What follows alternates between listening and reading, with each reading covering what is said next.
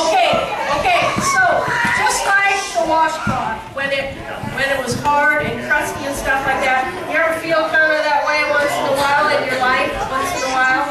So what do we have to do? We have to get some Jesus in us, don't we?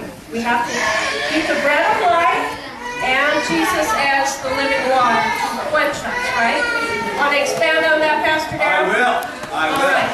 Give him a little bit more. Give him a little bit more.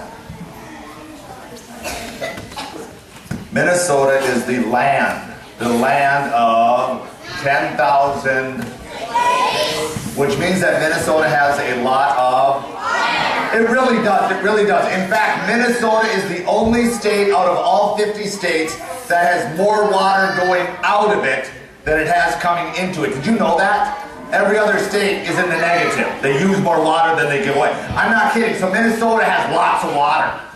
But do you know that most of the world doesn't have lots of water? In fact, the Holy Land, Israel, doesn't have much water at all. They have one river, and it's the River Jordan. And in the spring, it gushes because the mountains in the north of Lebanon, they melt the snow caps, and then it comes down. But the rest of the year, it's pretty dry. It's almost a desert in most of the area, okay?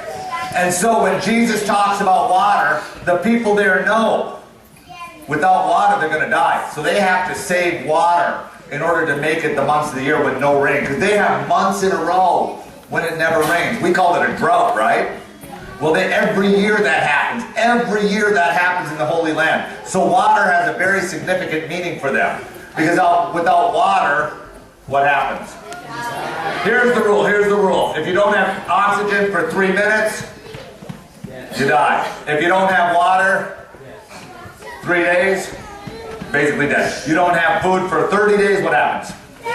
You're dead. So you need water. Without water, nobody lives.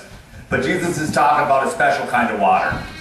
A special kind of water that only He can give. A water of life. A water of life. And that water of life has to do with baptism. Has to do with baptism. Because in your baptism, I don't care if Pastor Lori did it, Pastor Daryl did it, Pastor Steve did it, whoever the pastor was at your baptism, they did this.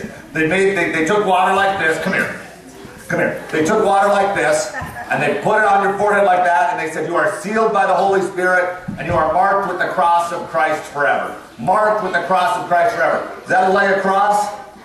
Well, every single one of you who's been baptized has that same thing on your forehead. Looks just like that. The thing is, you can't see it, but you know who can see it? God can see it, and the angels can see it, because you belong to God. Who do you belong to? You belong to Jesus. You belong to Jesus, you belong to God. So make the sign of the cross on your neighbor's forehead and say these words. You are sealed by the Holy Spirit. And marked with the cross of Christ forever.